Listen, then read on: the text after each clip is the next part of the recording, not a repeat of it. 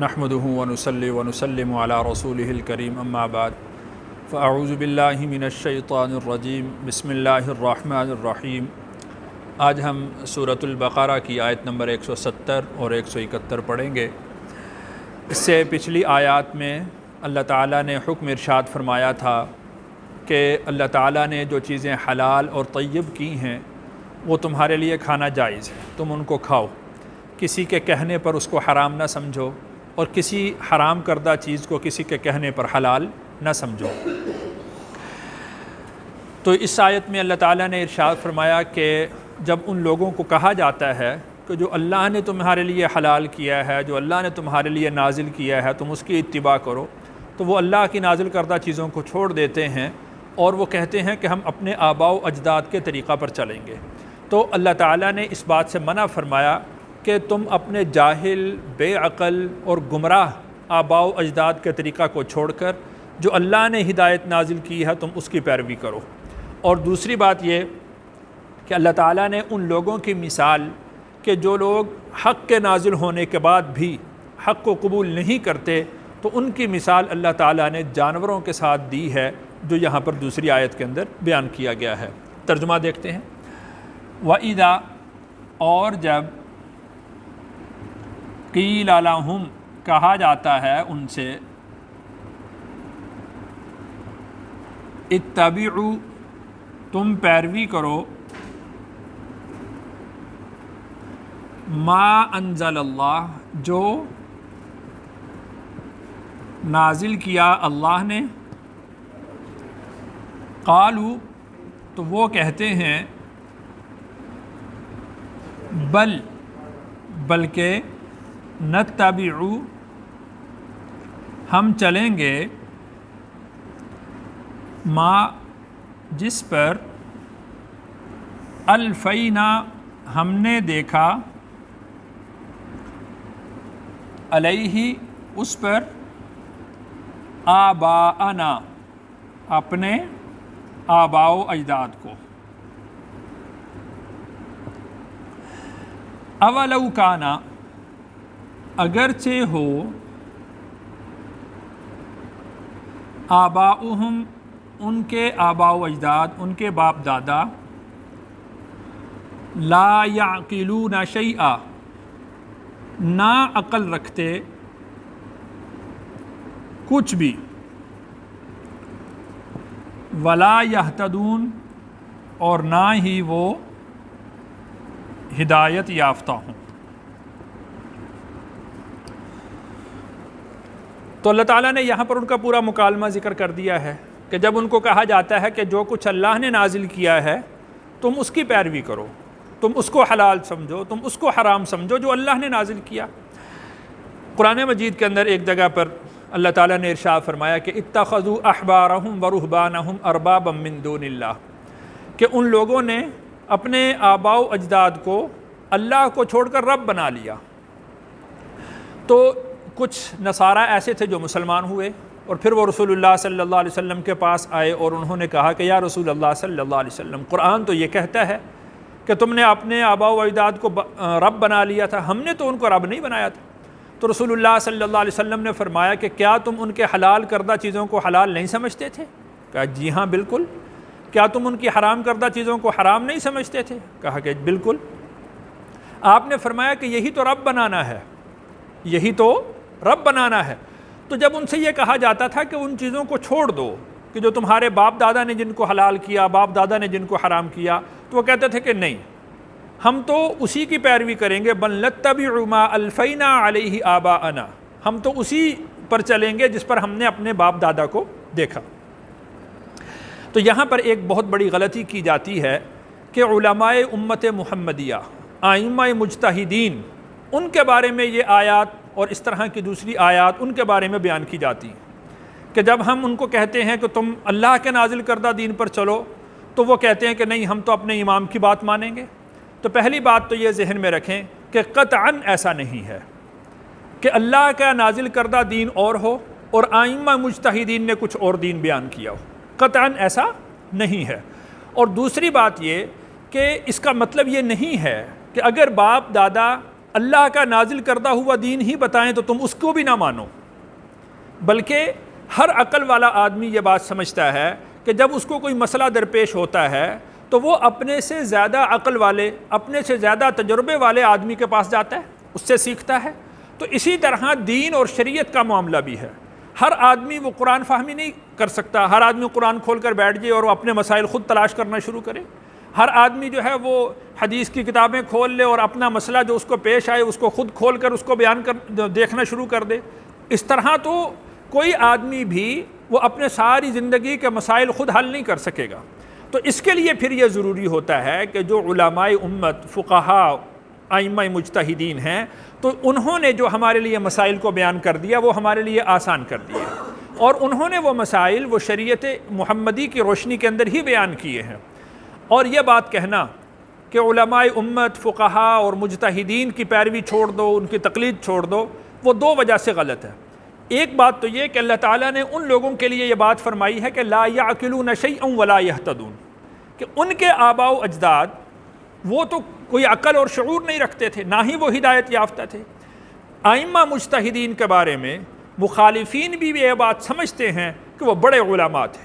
وہ ہدایت یافتہ تھے، وہ بڑے نیکوکار تھے، بڑے صالحین تھے، یہ بات مخالفین بھی سمجھتے ہیں۔ دوسری بات یہ کہ اگر ائمہ مجتہدین کا طریقہ بھی چھوڑ دیا جائے تو یہ رسول اللہ صلی اللہ علیہ وسلم کی منشا کے خلاف ہے، آپ کی شریعت، آپ کی تعلیمات کے خلاف ہے۔ اس لیے کہ رسول اللہ صلی اللہ علیہ وسلم نے ارشاد فرمایا کہ العلماء ورثۃ الانبیاء، میری امت کے علماء جو ہیں وہ انبیاء کے وارث ہیں، علماء جو ہیں وہ انبیاء کے وارث ہیں، اور اگر انبیاء علیہم السلام کے وارث ہی غلط دین بتائیں تو پھر صحیح کون بتائے گا؟ اور اسی طرح رسول اللہ صلی اللہ علیہ وسلم نے ارشاد فرمایا کہ علماء امتی کانبیاء بنی اسرائیل، میری امت کے علماء وہ بنی اسرائیل کے انبیاء کی طرح ہیں۔ اگر امام ابو حنیفہ رحمہ اللہ، امام مالک، امام شافعی، امام احمد بن حنبل رحمہم اللہ اگر وہ صحیح دین نہیں بتلائیں گے تو دنیا میں کوئی شخص ایسا ہے ہی نہیں جو صحیح دین بتلا سکے۔ بہرحال تو دوسری وجہ یہ ہے کہ رسول اللہ صلی اللہ علیہ وسلم کی منشا اور آپ کی تعلیمات کے یہ بات خلاف ہے کہ انبیاء جو ائمہ مجتہدین ہیں ان کی بات کو رد کر دیا جائے، ان کی بات کو چھوڑ دیا جائے۔ اس وقت عدم تقلید کی ایک فضا بنی ہوئی ہے، ائمہ مجتہدین سے بدظن کرنے کی ایک فضا بنی ہوئی ہے، تو اس کا نتیجہ کیا ہوگا کہ ہر شخص قرآن پکڑے گا، ہر شخص حدیثوں کو پکڑے گا اور اپنی مرضی کے مسائل اس سے اخذ کرے گا۔ ابھی تو 4 مسلک ہیں، تو پھر ہر گھر کے اندر 12 مسلک ہوں گے، جتنے افراد ہوں گے ہر شخص یہ کہے گا کہ بھئی میں تو قرآن سے یہ سمجھا ہوں، میں تو اس پر عمل کروں گا، میں تو حدیث سے یہ سمجھا ہوں، میں اس پر عمل کروں گا، اور دوسرے لوگ کہیں گے نہیں بھی تو غلط سمجھا ہے، جو میں سمجھا ہوں وہ ٹھیک ہے۔ تو اس طرح تو ایک گھر کے اندر کئی مسلک بن جائیں گے، ایک گھر کے اندر کئی جو ہے وہ افراد جو اپنے اپنے فرقہ تیار کر لیں گے۔ تو اس وجہ سے یہ بات کہی جاتی ہے کہ ائمہ مجتہدین پر اعتماد کیا جائے، انہوں نے جو قرآن و سنت کی تعلیمات ہم تک پہنچائی ہیں اس کے مطابق عمل کیا جائے۔ تو اللہ تعالیٰ نے ارشاد فرمایا وَلَوْ كَانَ آبَاؤُهُمْ لَا يَعْقِلُونَ شَيْئًا وَلَا يَهْتَدُونَ، اگرچہ ان کے آباء و اجداد کسی بات کو نہ سمجھتے ہوں، نہ ہی وہ ہدایت پر ہوں۔ تو دیکھیے کہ یہاں پر جو شرط لگائی گئی ہے وہ لا يعقلون شیئا ولا يهتدون کی شرط ہے، کہ ان کو عقل اور شعور بھی نہیں ہے اور نہ ہی وہ ہدایت یافتہ ہے۔ اور ان لوگوں کی مثال کہ جو حق بات کو چھوڑ دیتے ہیں اور باطل کی پیروی کرتے ہیں، اس کی مثال اللہ نے یہاں پر بیان فرمائی ہے۔ وَمَثَلُ الَّذِينَ كَفَرُوا، واو کا مطلب اور، مثل کا مطلب مثال، الَّذِينَ كَفَرُوا ان لوگوں کی جو کافر ہوئے، یعنی حق بات کو چھوڑ دینا اور باطل کی پیروی کرنا، حق کا انکار کرنا کیا کہلائے گا؟ کفر ہی کہلائے گا۔ تو مثال ان لوگوں کی جو کافر ہوئے، کَمَثَلِ الَّذِي، جیسا کہ مثال اس شخص کی سی ہے، يَنْعِقُ جو چلاتا ہے، پکارتا ہے، بِمَا لَا يَسْمَعُ اس کو جو نہیں سنتا، الا مگر، دعاء و نداء بلانے کو اور چلانے کو، سم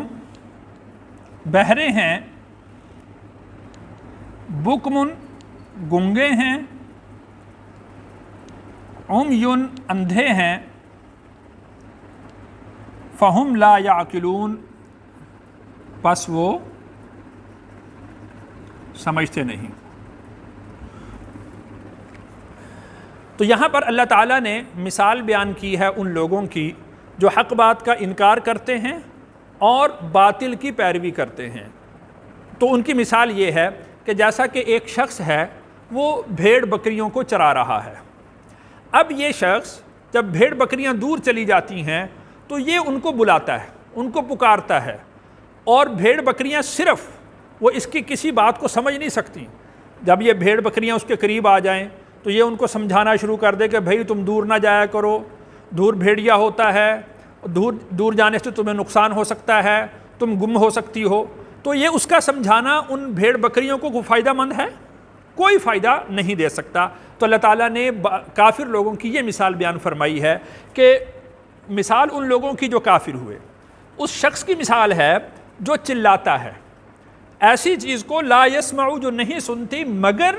بلانے کو اور چلانے کو، یعنی اس کو اگر آپ بات سمجھانا چاہیں تو وہ کوئی سمجھ نہیں سکتا۔ مثال کے طور پر بکری کو کہا جائے بھی تم دور نہ جایا کرو، بھیڑیا ہو سکتا ہے، تمہارے اوپر حملہ کر سکتا ہے، یوں بھی ہو سکتا ہے کہ تم میری نظر میں نہ آؤ، ہم تمہیں چھوڑ کر چلے جائیں۔ تو یہ ساری بات سمجھانے سے بکری کو کوئی سمجھ آئے گی؟ بھیڑ کو کوئی بات سمجھ آئے گی؟ ہاں البتہ یہ ہے کہ وہ ایک خاص آواز جو جس پر اس نے اپنی بکری کو لگایا ہے وہ آواز دے تو وہ آواز سن کر آ سکتی ہے، بس اس سے زیادہ اور کچھ نہیں۔ تو ان لوگوں کی مثال بھی یہی ہے کہ وہ آپ کے سامنے بیٹھے ہوتے ہیں، آپ ان کو حق بات سمجھاتے ہیں تو آواز ان کے کانوں میں ٹکرا رہی ہے، آپ جو بات ان کو سمجھانا چاہ رہے ہیں وہ اس بات کو سمجھنے کے لیے تیار نہیں ہیں۔ تو ایسے لوگوں کے لیے اللہ نے فرمایا کہ سمم وہ بہرے ہیں، یعنی حق بات کو سننے کے لیے تیار نہیں ہیں، بکمن وہ گنگے ہیں، حق کو بولنے کے لیے تیار نہیں ہیں، عمیٌ یا آئے گا یہاں پر، وہ اندھے ہیں، یعنی اللہ کے دلائل قدرت کو دیکھ کر، حق کی نشانیوں کو دیکھ کر حق کو قبول کرنے کے لیے تیار نہیں، فہم لا یعقلون اور وہ لوگ ایسے ہیں کہ جو عقل اور شعور نہیں رکھتے۔ تو یہاں سے یہ بات سمجھ لیں کہ ظاہری طور پر وہ سنتے بھی ہیں، بولتے بھی ہیں، دیکھتے بھی ہیں، لیکن حق بات کو دیکھنے کے لیے تیار نہیں، حق بات کو بولنے کے لیے تیار نہیں، حق بات کو سننے کے لیے تیار نہیں ہیں۔ تو وہ لوگ اللہ کے نزدیک بے وقوف ہیں، وہ اللہ کے نزدیک بے شعور ہیں، اللہ کے نزدیک بے عقل ہیں۔ اسی طرح آپ دیکھ لیں کہ اس وقت دنیا کے اندر جن کی عقل کا بڑا چرچا ہے، اگر وہ حق بات کو قبول نہیں کرتے تو ان کا معیار اللہ کے نزدیک یہی ہوگا۔ اللہ تعالیٰ سے دعا ہے اللہ تعالیٰ مجھے اور آپ کو قرآن کا فہم نصیب فرمائے۔